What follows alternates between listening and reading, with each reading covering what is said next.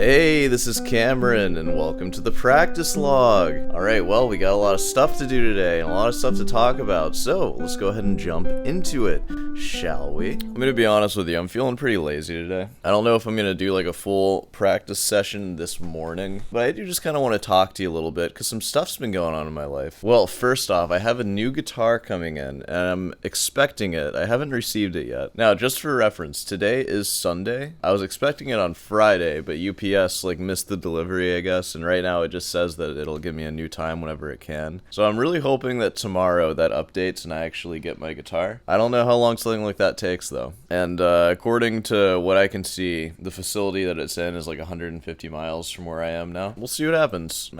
I just want my guitar though. I hate playing my Cordoba. Sorry, I'm burning that sponsorship bridge too. Cordoba, I'm tired of you. I've played a lot of Cordobas throughout my life. You know, there's just a certain feeling like how the fretboard and like the weight of the guitar when you're playing like a professional instrument, and the Cordoba just doesn't have it. It just feels like a regular factory made guitar. I'm sick of it, especially after having the promise of a new guitar like days ago. It's weird, but almost a part of me doesn't even want to practice until I get the new guitar, and I know that that's wrong. That's not how I should be, but I don't know, I kind of feel that way. I just like don't want to put any more time into the Cordoba. I don't want my fingers to adapt to it any further, any more than they already have, and I just want to start adapting to this new guitar. I don't know, that's a weird feeling. That's one that I've definitely had before though. Okay, I actually have a few questions to get into. So this one, it's gonna be about guitar supports again, because there's just questions about it. I'd like to start with this one from Pedro Diaz, friend of the channel. What's up? You said, hey man, and this is all regarding one of the videos that I made where I talked about how I wasn't happy with my guitar support situation, and it just seemed like nothing was really working. And my favorite feeling is the footstool, maybe with the pillow,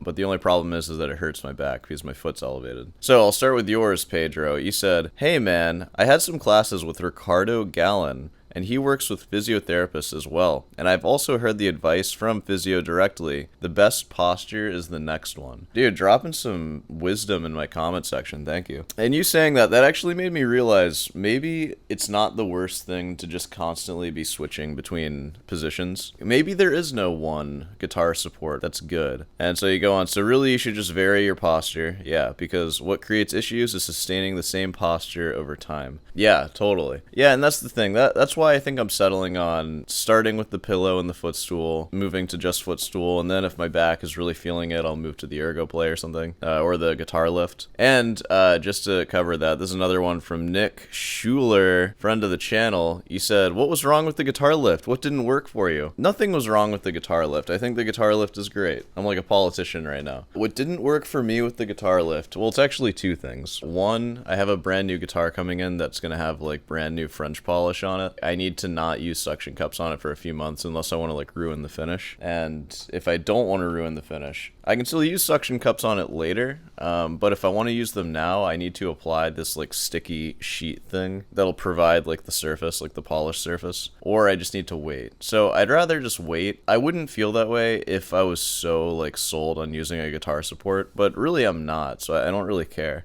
And in going back to the footstool and the pillow, I'm finding that it's like just as stable, if not more stable. And the only downside is just that you just can't do it for as long. But even that is like pretty marginal too, because it's not like you can play with the guitar lift for like 6 hours straight or anything. Like as long as you get up every 40 minutes or so and walk around for a few minutes, you should be fine. Footstool will hurt your butt after a while, especially if you're on the second notch instead of just the first. But yeah, no, I like the guitar lift. I think out of all the apparatuses that attach to your guitar by suction cup, I think it's probably my favorite. It's definitely the most stable, but it's not more stable than the pillow or the footstool, I don't think. But also maybe it is, like, because not that I like used it for that long. Like it's pretty customizable, and you can put it like anywhere on the guitar, so maybe there is one place that I can put it that makes it like super stable. But you know, with the new guitar, with the French polish, it's not even an option for the next few months anyways. I should wait until like January before ever like sticking anything on it, and that just isn't really a big deal to me. I don't care. And you know, I've actually been enjoying just playing on my right leg You know who else plays on their right leg? Have you guys ever seen that YouTube channel, Bakaholic? He's like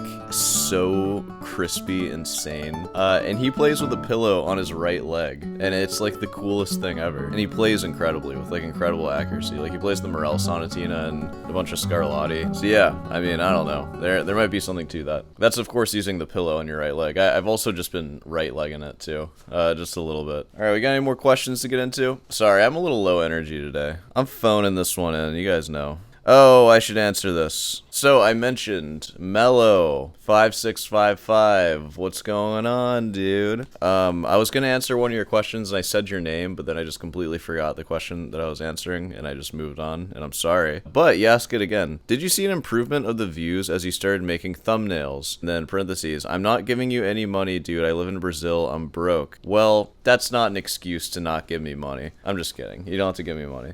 Speaking of that, how you would give me money is you would sign up for the memberships, because that's what I asked you to do. Because if you sign up as a member, there's not a whole lot of perks. It's not that great. There are other member sections that exist that are way better than mine. But one perk that you get is that I will answer your questions priority. Those are the first questions answered. So if you have a lot of guitar questions, just become a member and you can ask a question every day. And it's like, well, I gotta get through these. So it's a pretty good deal. This is not like stuff I'm working on now, but I do plan on making the member section more robust with like maybe private videos. I just need to like, you know, making like the amount of videos I make already is takes a lot of time. I have some ideas though. A lot of them are stupid. Like I kind of want to make lesson videos, but make them like a little rough around the edges, if you know what I'm saying, because I feel like that'd be just a fun outlet. I don't know if it would actually be helpful. Oh yeah, what was your question? Oh, did I notice an increase of views when I started using thumbnails?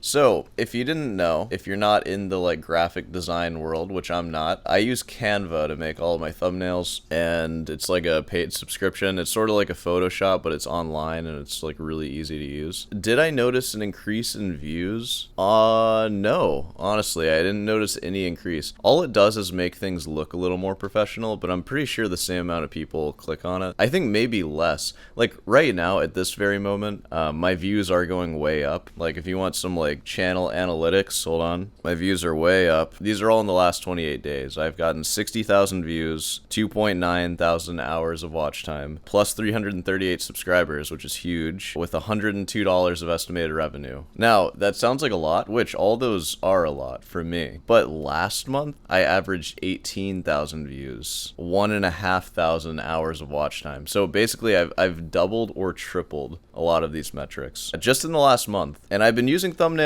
for several months, so it wasn't the thumbnails that made it triple. It seems like the biggest boost is from making the reaction videos like kind of their own thing. I feel like that makes them a little more palatable and a little more like spreadable, and it seems like they get more clicks. Clickbaiting the title does a lot too, and the new format of the reaction videos, like it's pretty new, so I don't know if that's made a difference yet, but I suspect that it will, because I feel like it is just a little easier to watch. It's a little more engaging, but I could be wrong. I mean, maybe people prefer the like over-the-shoulder camera thing. I feel like for new people, it's a little easier to understand in the new format. I think what's more important than the thumbnail is definitely the title of the video. And I remember it was like my 40th vlog or something. It was the Julian Bream Destroys Aspiring Guitarists. That was the title that made my first video blow up. And it was probably a little bit of the thumbnail too, just because I look like kind of like all right in the thumbnail. Like I don't look like ugly or anything. Like in some of those thumbnails I look like pretty ugly, and I feel like those are maybe less likely to get views. But yeah, if you find that combination of like your subject not looking horrible, a catchy title, that's what you need. Now, not that I'm like a master or anything. There's people on YouTube that have like similar subscribers to me that have managed to make videos pop off to like hundreds of thousands of views. I haven't done that. My biggest video is like 9,000 views. But you know, like I'm not trying to go viral or anything. Like if anything, I just want my subscribers to be interested in the video that I made, and then maybe bring in some new people. So when I get a video that's like 3,000 views, it's like, that's perfect. Like if I can do that every single video, that's like plenty of views. Maybe one day I'll have a video that pops off to like 100K, and we'll see what that video is and what the subject is, and that'll be like a pretty interesting thing to see. Which I don't know if you're asking this because you're making YouTube videos, or if you just are looking for information on that. I don't think you need professional thumbnails. I think you do need a catchy title, but when you pick a thumbnail, pick a frame of your video that gives you a good feeling. That's like pretty much what I would say, because sometimes like random frames would be selected for videos and they just did not give me a good feeling, and then I would find one that does, and it can be kind of weird. Like, you really have to, like, trust your gut on it. You'll find that frame that's, like, I don't know, it's just something, like, the composition of it just kind of works. It just doesn't feel like a random frame of the video. And then you use that frame, and I think, honestly, that's, like, good enough. There's tons of videos that have huge views that have no thumbnail. But the thumbnail that was randomly selected happens to be one that gives you, like, a good feeling, if that makes any sense. And then that plus the title, that's the recipe for, like, a several thousand view video from a channel that has, like, 17 subscribers. So, in short, I have no idea how to make a video go higher than that. I'm figuring it out, though. So we'll see. I don't know. It's not a huge deal right now. I don't really care that much. I've been pretty happy with the channel growth, even without any, like, viral success. I feel like my success has been very linear and normal and, like, healthy. I mean, plus 330 subscribers this month. We're killing it. And you know what? Let's take some time to appreciate these numbers. In the last 365 days, in the last year, I got 250,000 views. That's crazy to think about. Like, this is my first year of doing YouTube, basically. And before this, had YouTube channels before, but my God, they were just, like, maybe hundreds of views, or, like, a few thousand at the most. But 250,000 views in 1 year. I know, and that's between all, like, 350 of my videos, so it comes out to really not that many views. But it's still a lot. I've been seen orders of magnitude more than I've ever been seen in my entire life, just this year. So it's kind of weird. So this is kind of like a milestone video, I guess. We're talking about this. New guitars coming in, though it's lost in shipment right now. We're gonna see if that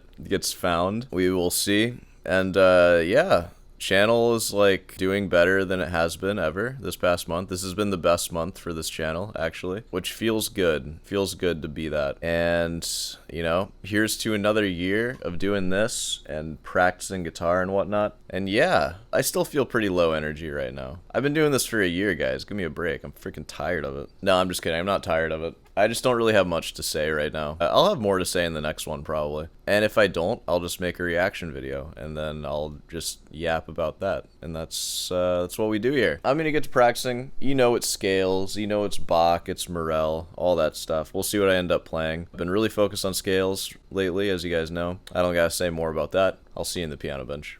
Oh yeah, welcome back to the practice verse. Let's go ahead and jump into it. I'm going to start with scales, of course, and we'll move on to repertoire after that. I've actually been working more on repertoire, which has been good, but I mean, we're going to play these scales, baby. Alright, I'm going to file my nails, and then I will see you on the other side.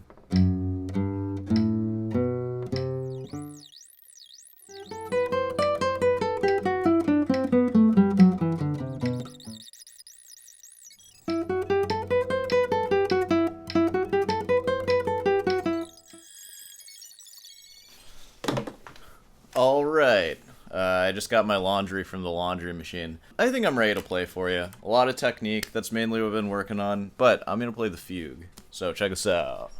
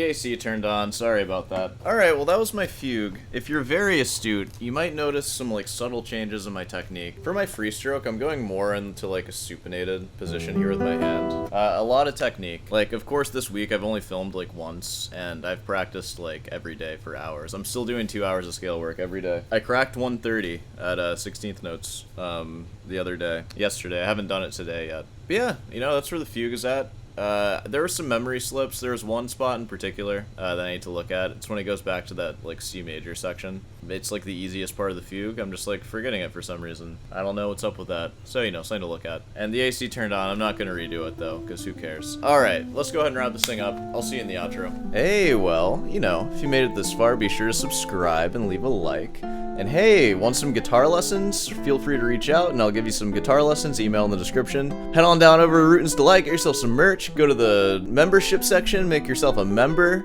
if you want to ask me some questions, or just ask me some questions anyways. Boom! That's everything I'm selling. What else do you want? I sell every possible thing you can imagine. Goods, services, I guess that's pretty much it. Alright. How you doing? I don't mean to just sell at you all the time. I want to know how you're doing too. Feel free to post in the comments how you're doing. I'm not asking you because it will like drive engagement. I'm genuinely curious about how you're doing. But it will drive engagement, but that's just a side effect of that. But that's not why I'm asking. I'm actually just wondering how you're doing. You don't have to post a comment, you can DM me and that doesn't drive engagement at all. Yeah. Alright, well, I'll see you in the next one.